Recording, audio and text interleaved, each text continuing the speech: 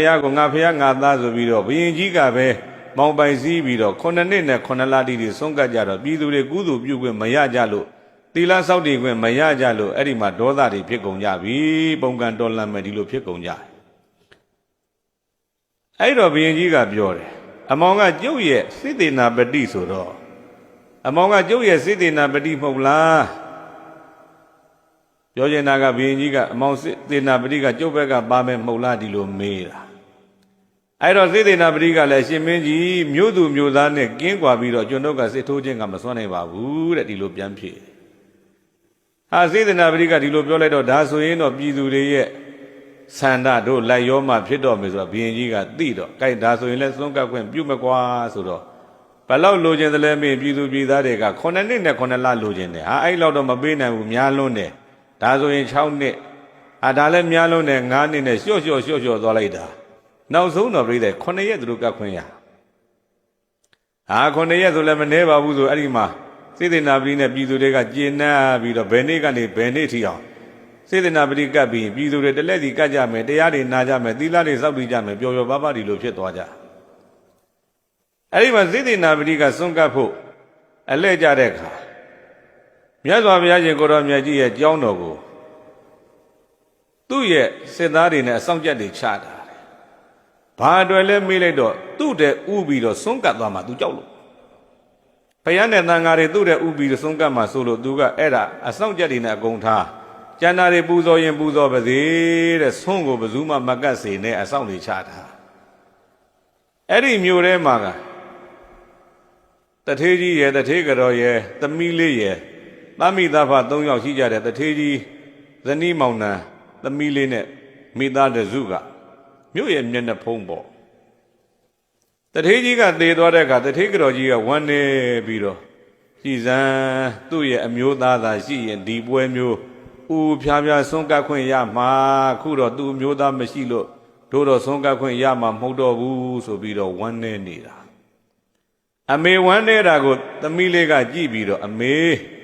အဲ့ဒီအတွက်တော့မပူပါနဲ့သမီးရအောင်ကြံပါမယ်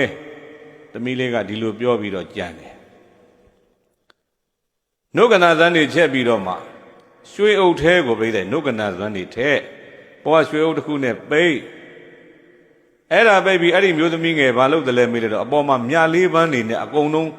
မြလေးပန်းကုန်ကြီးနဲ့အုပ်ပလိုက်တယ်အဲ့ဒါတွေကိုမှပြိတဲ့ခေါင်းပေါ်ရွက်ပြီးတော့ဖယားကြောင်ဘက်ကိုသူကသွားတာဟိုအဆောင်ကြက်တွေကခေါ်တယ်ဟဲ့ကလေးမဘယ်သွားမလို့တော့ဖယားထံသွားမလို့ပါဖယားဖူးမသွားရဘူးညိပါကိစ္စသွားမှာတော့အော်ဖယားကိုပန်းသွားလှူမှာပေါ့စေတနာပတိကဆွန့်ကပ်ဖို့အတွက်ခွင့်မပြုတာလေကျမကဆွန့်ကပ်ဖို့မဟုတ်ဘူးပန်းကပ်မှာပါဒီလိုပြောတာအေးဟုတ်သားပဲတို့ရဲ့စေတနာပတိကဆွန့်ကပ်မဲ့လူတွေတားခိုင်းတာညီကပန်းကပ်မှာဆိုတော့ကိုင်းသွားဆိုတော့အဆောင်တွေကလွတ်ပေးလိုက်တယ်အဲ့ဒီကလေးမှဘာလို့ခွင့်ရတယ်လဲမေးတော့မြတ်စွာဘုရားကိုသူအဲ့ဒီမှာဆွန့်ရယ်ပန်းရယ်ကတ်ခွင့်ရတယ်ပေါ့စွန့်နေပန်းနေကပ်ပြီးတော့အဲ့ကလေးမရဲ့ဆူတောင်းလေးကအံ့ဩစရာဤမြလေးပန်းကိုလှူဒန်းရတဲ့ကောင်းမှုကြောင့်တဲ့တိဖြစ်လေရာဘဝတိုင်းမှာကြောင်းကြနဲ့အသက်ရှင်ရသူမဖြစ်ပါစေနဲ့တဲ့နံပါတ်1ကအဲ့ဒါဆူတောင်းတယ်နောက်တက်ကဖြစ်လေရာဘဝတိုင်းမှာသူမွေးဖွားရင်ကောင်းငင်ကမြလေးပန်းမိုးတွေရွာပါစေတဲ့ဒီဆူလေးနံပါတ်2တောင်းတယ်နံပါတ်3ကပြိဿဖြစ်လေရာဘဝတိုင်းမှာသူ့နာမည်လေးဟာမြတ်လေးဆိုတဲ့အမည်လေးတွင်ပါစေတဲ့သူဒီစုလေးတောင်းတယ်ဗျာအံ့ဩစရာကောင်းတာကအဲ့ကလေးမလေးကဦးဇင်းတို့ဂေါရမမြတ်စွာဘုရားလက်ထက်မှာကောသလဘုရင်ကြီးရဲ့သမီးတာဝတိပြည်မှာပြိဿအဲ့ဒါသူမနာလို့ခေါ်တဲ့အမျိုးသမီးလေးလာဖြစ်တယ်အနာတပိန်တထေးကဇေတဝန်ကြောင့်စောက်လို့လှူဒန်းလို့မြတ်စွာဘုရားဥဖြာရာဇဂိုကနေတာဝတိကြွလာတဲ့အခါခရီးဥကြိုဆိုဖို့ကြွအဲ့ဒီသူမနာမျိုးသမီးလေးကသူနဲ့အတူတဲ့အမျိုးသမီးငယ်900နဲ့